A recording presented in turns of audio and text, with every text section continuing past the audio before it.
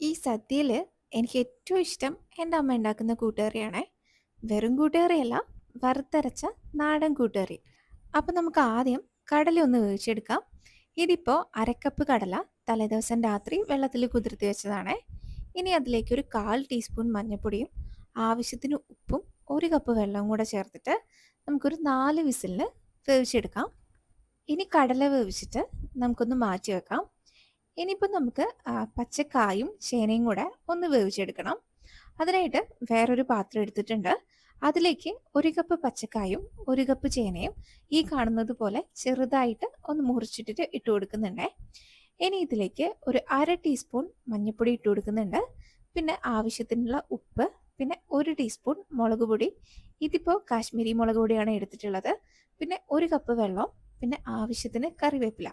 ഇത്രയും കൂടെ ചേർത്തിട്ട് നല്ലപോലെ ഒന്ന് വേവിച്ചെടുക്കാം. ചേനയൊക്കെ നല്ലപോലെ വെന്ത് കിട്ടണം, ഇല്ലെങ്കിൽ ചൊറിയാനുള്ള സാധ്യത ഭയങ്കര കൂടുതലാണേ. പിന്നെ നമുക്ക് സമയമില്ല എന്നൊക്കെ ആണെങ്കിൽ ഇതുപോലെ വേറെ വേറെ പാത്രത്തിൽ വേവിച്ചെടുക്കേണ്ട ആവശ്യമില്ല. കുക്കറിൽ തന്നെ റെഡിയാക്കി എടുക്കാം. ആദ്യം കടല ഒരു 2 വിസിലടുപ്പിച്ചതിന് ശേഷം പിന്നെ പച്ചക്കായും ചേനയും കൂടെ ഇട്ട് കൊടുത്താൽ മതിയേ. ഇനിയിപ്പോൾ ദാ നമ്മുടെ പച്ചക്കായും ചേനയൊക്കെ നല്ലപോലെ വെന്ത് വന്നിട്ടുണ്ട്. നമുക്കിനി ഇതിലേക്കുള്ള തേങ്ങ ഒന്ന് വറുത്തെടുക്കാം. അതിനായിട്ട് ഒരു പാത്രം വെച്ച് കൊടുത്തിട്ടുണ്ട്. അതിലേക്ക് നമ്മൾ ഒരു 2-3 ടേബിൾ സ്പൂണ് വെളിച്ചെണ്ണയാണ് ഒഴിച്ചു കൊടുക്കുന്നത്. ഇനിയിപ്പോൾ ഇതാ അതിലേക്ക് ഒരു ടേബിൾ സ്പൂൺ കടുകും 1 ടേബിൾ സ്പൂൺ തന്നെ ഉഴുന്നും പിന്നെ 1 ടീസ്പൂണൊക്കെ ചെറിയ ജീരകവും കൂടെ ഇട്ട് കൊടുക്കുന്നുണ്ട്. ഇനി ഇതെല്ലാം കൂടെ നല്ലപോലെ ഒന്ന് പൊട്ടി വരണം. എന്നതിന് ശേഷം നമുക്കിതിലേക്ക് ഒരു തണ്ട് കറിവേപ്പിലയും പിന്നെ വറ്റൽമുളകും കൂടെ ഇട്ട് കൊടുക്കാം. ഇനിയിപ്പോൾ നമ്മൾ ഇതിലേക്ക് തേങ്ങ ഇട്ട് കൊടുക്കുന്നത്. ഇതിപ്പോൾ 2 കപ്പ് തേങ്ങ ഇട്ട് കൊടുക്കുന്നുണ്ട്.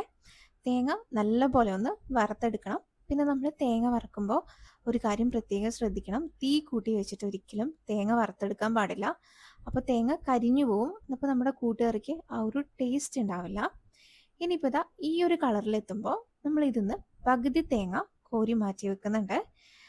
ഇനി ബാക്കി തേങ്ങ കുറച്ചും കൂടെ ഒന്ന് വറുത്തെടുക്കണം. ഇതിപ്പോൾ നമ്മൾ എന്തിനാ ഇങ്ങനെ ചെയ്യുന്നതെന്ന് വെച്ചാൽ, നമ്മളിപ്പോൾ കോരി മാറ്റി വെച്ച തേങ്ങ അരച്ചിട്ട് കൂട്ടുകറിയിലേക്ക് ചേർക്കാൻ വേണ്ടിയിട്ടുള്ളതാണ്. പിന്നെ ബാക്കി തേങ്ങ കുറച്ചും കൂടെ ഒന്ന് വറുത്തെടുത്തതിന് ശേഷം നമുക്കത് കൂട്ടുകറിയിലേക്ക് തന്നെ ഇട്ട് കൊടുക്കണം. അതായത് അരയ്ക്കാണ്ട് അങ്ങനെ തന്നെ ഇട്ട് കൊടുക്കേണ്ടതാണേ. ഇതിപ്പോൾ ഇതാ നല്ലപോലെ കളറൊക്കെ മാറി വന്നിട്ടുണ്ട്. ഇനി നമ്മൾ ഇതിലേക്ക് കുരുമുളക് പൊടിയാണ് ഇട്ട് കൊടുക്കുന്നത്. ഇതിപ്പോൾ 1 ടീസ്പൂൺ കുരുമുളക് പൊടി ഇട്ട് കൊടുക്കുന്നുണ്ട്. നമ്മൾ ഈ കൂട്ടുകറിയിലേക്ക് എരിവിന് വേണ്ടിയിട്ട് കുറച്ച് കാശ്മീരി ചില്ലി മാത്രമേ ചേർത്ത് കൊടുത്തിട്ടുള്ളൂ. വേറെ പച്ചമുളകോ കാര്യങ്ങളോ ഒന്നും ചേർത്തിട്ടില്ല. അപ്പോൾ കുരുമുളക് ഇടുമ്പോൾ നമ്മൾ മൊത്തത്തിലുള്ള എരിവ് ഒന്ന് മനസ്സിൽ കാണണേ. അതിനനുസരിച്ചിട്ട് ഇട്ട് കൊടുത്താൽ മതിയാവും. ഇതിപ്പോൾ നമ്മൾ കുരുമുളക് പൊടിയാണ് ഇട്ട് കൊടുത്തിട്ടുള്ളത്. ചില സ്ഥലങ്ങൾ കുരുമുളക് പൊടിക്കാണ്ട് അപ്പാടെ തന്നെ ഇട്ട് കൊടുക്കുന്ന കണ്ടിട്ടുണ്ട്. നിങ്ങൾക്ക് വേണമെങ്കിൽ അങ്ങനെ ഇട്ട് കൊടുക്കാം. പക്ഷെങ്കിൽ അങ്ങനെ ഇടുന്ന സമയത്ത് നമ്മൾ കൂട്ടുകറി കഴിക്കുമ്പോൾ കുരുമുളക് അങ്ങനെ കടിക്കാൻ കിട്ടുമ്പോൾ അതൊരു രസം ഉണ്ടായിട്ട് എനിക്ക് തോന്നിയിട്ടില്ല. കാരണം നമുക്ക് ആ ഒരു ഇതും കൂടെ വരുമ്പോൾ ആസ്വദിച്ച് കഴിക്കാൻ പറ്റില്ല. അപ്പം നിങ്ങൾക്ക് അങ്ങനെ ഇഷ്ടമാണെങ്കിൽ അങ്ങനെ ചെയ്തോ. ഇതിപ്പോൾ എൻ്റെ മാത്രം അഭിപ്രായമാണേ. ഇനി നമ്മൾ നേരത്തെ മാറ്റി വെച്ച തേങ്ങയില്ലേ, അത് നല്ല പേസ്റ്റ് പോലെ ഒന്ന് അരച്ചെടുത്തിട്ടുണ്ട്. കുറച്ച് വെള്ളം കൂടെ ചേർത്തിട്ട് വേണേ അരച്ചെടുക്കാൻ വേണ്ടിയിട്ട്. പിന്നെ നമ്മൾ വേവിച്ച് വെച്ച കടലയും കായും ചേനയും എല്ലാം കൂടെ ഒരു പാത്രത്തിലേക്ക് ആക്കിയിട്ടുണ്ട്. ഈ സമയത്ത് നമ്മൾ ഫ്ലെയിം ഓൺ ചെയ്ത് കൊടുത്തിട്ടുണ്ട്. ഇനി നമുക്കിതിലേക്ക് നമ്മൾ നേരത്തെ അരച്ച് വെച്ച തേങ്ങയില്ലേ, അത് ഒഴിച്ചു കൊടുക്കാം.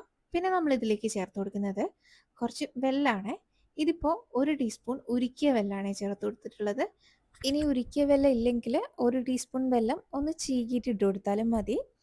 പിന്നെ നിങ്ങൾ കൂട്ടുകറീൻ്റെ അകത്ത് വെല്ലം ഇടുന്ന ആൾക്കാരല്ലെങ്കിൽ എന്തായാലും ഒന്ന് വെല്ലം ഇട്ട് നോക്കണം. വെല്ലം ഇട്ട് കഴിഞ്ഞാൽ കൂട്ടുകറിക്ക് പ്രത്യേക ടേസ്റ്റാണ്. ആ ഒരു ചെറിയ മധുരവും എരിവും എല്ലാം കൂടെ ആവുമ്പോഴാണ് നമ്മുടെ കൂട്ടുകറിക്ക് ആ ഒരു അടിപൊളി ടേസ്റ്റ് കിട്ടുന്നത്. വെല്ലം ഒരിക്കലും സ്കിപ്പ് ചെയ്യാൻ പാടില്ല, എന്തായാലും ഇടണം. ഇനിയിപ്പോൾ ഇതാ ഇത് നല്ലപോലെ ഒന്ന് തിളച്ച് ഒന്ന് വറ്റി വരട്ടെ. ഒരുപാട് വറ്റിച്ചെടുക്കണ്ട. അപ്പം നമ്മുടെ കൂട്ടുകറി ഭയങ്കര ഡ്രൈ ആയിപ്പോവും. നമുക്ക് നോക്കിയിട്ട് നമുക്ക് വേണ്ടതനുസരിച്ചിട്ട് ഒന്ന് വറ്റിച്ചെടുത്താൽ മതിയേ. ഇനിയിപ്പോൾ നമുക്ക് ഈ സമയത്ത് നമ്മൾ നേരത്തെ കുരുമുളകൊക്കെ ഇട്ടിട്ട് വറുത്ത് മാറ്റി വെച്ച തേങ്ങയില്ലേ, ആ തേങ്ങയും കൂടെ ഇട്ടിട്ട് നല്ലപോലെ ഒന്ന് മിക്സ് ചെയ്ത് കൊടുക്കാം. ഇനിയിപ്പോൾ അധിക സമയം വെക്കേണ്ട ആവശ്യമില്ല. നല്ലപോലെ ഒന്ന് മിക്സ് ചെയ്ത് കൊടുത്തതിന് ശേഷം നമുക്ക് ഫ്ലെയിം ഓഫ് ചെയ്യാം.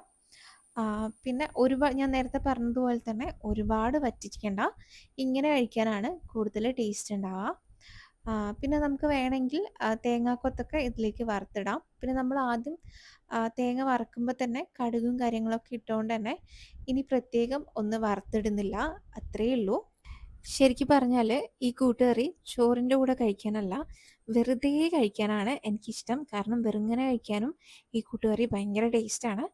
അപ്പോൾ നിങ്ങൾക്ക് ഈ കൂട്ടുകറി ഇഷ്ടമായിട്ടുണ്ടെങ്കിൽ ഈ ഓണത്തിന് എന്തായാലും ഒന്ന് ഉണ്ടാക്കി നോക്കണേ. പിന്നെ ചാനൽ ഇഷ്ടപ്പെട്ടിട്ടുണ്ടെങ്കിൽ ഒന്ന് സബ്സ്ക്രൈബ് ചെയ്യുകയും കൂടെ ചെയ്യണേ. പിന്നെ കൂട്ടുകറി ഉണ്ടാക്കിയിട്ട് നിങ്ങളുടെ അഭിപ്രായം കൂടെ ഒന്ന് പറയണേ.